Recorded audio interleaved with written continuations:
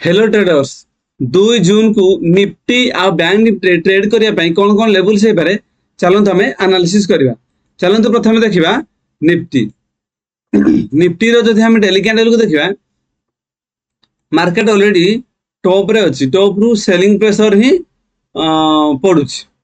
तो ए दीटा बड़ बड़ ग्रीन कैंडल हैला परे 12 मई रे बड़ गुटे ग्रीन कैंडल हेछि आ गुटे 15 मई रे बड़ गुटे ग्रीन कैंडल हेछि। एई दीटा ग्रीन कैंडल हैला परे एठी दिने दिन वेट करी जदि मार्केट ब्रेकआउट दे दिथांदा अपसाइड जाई थांदा ताहाले एडु क्लियर कर जणा पथांदी मार्केट एडु अपसाइड जीवो। किंतु जो बेला एडे एते दिन वेट कलानी किंतु एठू मार्केट अपसाइड जीवार एते पॉसिबिलिटी देखा जाउनी। जदि मार्केट भी जीवो आउ पाखा पाखी 100-200 पॉइंट गैप मान डाउन साइड आसीकी ऊपर को जाई पारे से भला पॉसिबिलिटी होउची, नले एठू पुणी डाउन साइड आसी पारे। तो एठू आमे कोनसी एक्सपेक्ट सेमति करि परिबानी, कोनसी क्लियर कट एठू डायरेक्शन क्लियर होउनी। कारण ए दीटा जो ग्रीन कैंडल हेछि बड़ बड़ दीटा 12 मई रे आउ हमर 15 मई रे ए दीटा ग्रीन कैंडल को एपन तो डाउन साइड रे ब्रेक डाउन भी देइनी कि ब्रेकआउट भी देई पारन मार्केट, माने तारी भितरे इनसाइड कैंडल हेगी सबु ए वेट करिछि। तो एठू क्लियर एमदी कहि परिबानी मार्केट ऊपर को जीवो ना तळो को आसीबो।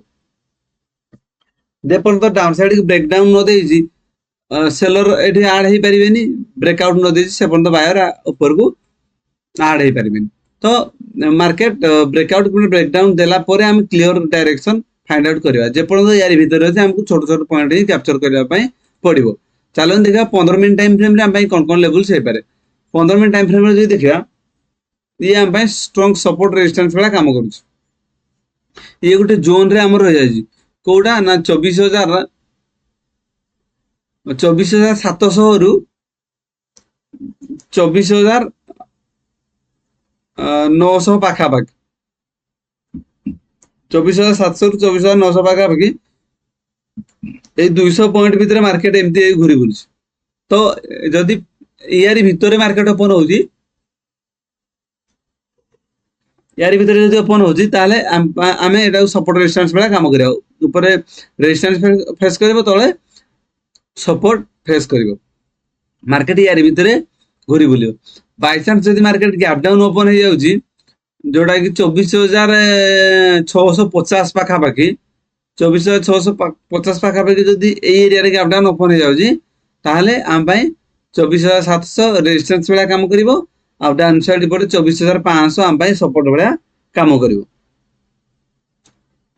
जदि मार्केट बहुत बड़ गैप अप ओपन हे जाउजी ताहले स्लो एंड स्टडी एडा अपसाइड मूव करियारे पॉसिबिलिटी अछि। गैप अप माने पाखा पाखी 25000 ऊपर 25000 गुटे राउंड लेवल ता ऊपर जदि गैप अप खुली क्लोज दोजी ताहले ठीक अछि, नले 25000 को जे पर्यंत ऊपर को क्रॉस न करिजी से पर्यंत 25000 को सेल ही करिवे, सेल ही सेडु आसीबो। किंतु 25000 ऊपर जदि डायरेक्ट गैप अप हेगी गुटे स्ट्रांग ग्रीन कैंडल हैला ताहले धीरे धीरे अपसाइड जीवार गुटे पॉसिबिलिटी रहउछि। यारी भितर जदि ओपन होउछि ताहले या ए 200 पॉइंट भितर घुरी बुलिबो। जदि बहुत बड़ गैप डाउन 50 पॉइंट वाला गैप डाउन ओपन होउछि ताहले नेगेटिव रहइबो आ डाउन साइड पर आम पई टारगेट रहइबो 24500। चलो देखिबा बैंक निफ्टी। बैंक निफ्टी जदि हम डेली कैंडल को देखिबा एग्जैक्ट मार्केट एठी भी सेमति टॉप रे अछि। जे पर्यंत मार्केट 56000 ऊपर डायरेक्टली गैप अप ओपन न होबो से पर्यंत हमर व्यू पॉजिटिव रखिबानी। जदि बहुत बड़ गैप डाउन ओपन होउछि ताहले नेगेटिव व्यू रखिबा। डाउन साइड को जदि फ्लैट ओपन होउछि ताहले हम छोट छोट पॉइंट ही कैप्चर करिया पे चेष्टा करिया। जदि हम 15 मिनिट टाइम फ्रेम रे देखिबा हमर जदि क्लोज देजी 55800 पाखा पाखी रे हमर क्लोज देजी मार्केट। जदि market directly gap up open हे जाउजी 56000 ऊपर ए एरिया रे जदि गैप अप डायरेक्ट ओपन होउजी ताहले 15 मिनिट कैंडल जदि स्ट्रांग ग्रीन कैंडल गुड होउजी ताहले सेइठू मार्केट स्लो एंड स्टडी धीरे धीरे ऊपर को जाई पारे। किंतु फ्लैट ओपन होले हमकु छोट छोट पॉइंट ही कैप्चर करिया पड़ियो। जदि फ्लैट ओपन होउजी ताहले हमकु 50 किबा 100 पॉइंट वाला छोट छोट पॉइंट कैप्चर करिया पड़ियो। ଆଉ ଯଦି ପାଖାପାଖି 300-400 point directly gap down open ହଉଛି, 300-400 ପଏଣ୍ଟ ଗ୍ୟାପ୍ ଡାଉନ୍ ଓପନ୍ ହେଲେ ଆମର ଡାଉନ୍ ସାଇଡ୍ ଗୋଟେ ଷ୍ଟ୍ରଙ୍ଗ ସପୋର୍ଟ ରହିବ 55,000 ଗୋଟେ ରାଉଣ୍ଡ ଲେବୁଲ, 55,000 ରାଉଣ୍ଡ ଲେବୁଲ ଆମ ପାଇଁ ଷ୍ଟ୍ରଙ୍ଗ ସପୋର୍ଟ ରହିବ। ଆଉ ଯଦି ଫ୍ଲାଟ୍ ଓପନ୍ ହଉଛି ଏରିଆରେ ତାହେଲେ ଆମେ ଛୋଟ ଛୋଟ ପଏଣ୍ଟ ହିଁ କ୍ୟାପଚର କରିବାକୁ ପଡିବ। ଷ୍ଟ୍ରଙ୍ଗ ଏଗ୍ରେସିଭ ବାଇଂ ହବ କୋଉଠି ନା 56,000 ଉପରେ ଯଦି ଗ୍ୟାପ୍ ଅପ୍ ଡାଇରେକ୍ଟ ଓପନ୍ ହଉଛି, ଆଉ ଡାଉନ୍ ସାଇଡ୍ ରେ ଡାଇରେକ୍ଟ ସେଲିଂ ହବ ଯଦି 55,000 ଗୋଟେ ରାଉଣ୍ଡ ଲେବୁଲ ତା ତଳେ ଯଦି ଡାଇରେକ୍ଟ ଗ୍ୟାପ୍ ଡାଉନ୍ ଓପନ୍ ହଉଛି। ଯଦି ଏଆରି ଭିତରେ ଓପନ୍ ହଉଛି ତାହେଲେ ଛୋଟ ଛୋଟ ପଏଣ୍ଟ ହିଁ ଆମକୁ କ୍ୟାପଚର କରିବାକୁ ପଡିବ। এইଭଳି ନିଫ୍ଟି ଆଉ ବ୍ୟାଙ୍କ ନିଫ୍ଟିରେ ଟ୍ରେଡିଂ ଲେବୁଲ୍ସ ପାଇବା ପାଇଁ ଭିଡିଓକୁ ଲାଇକ୍ ଏବଂ ଚ୍ୟାନେଲକୁ ସବସ୍କ୍ରାଇବ କରନ୍ତୁ। Thank you.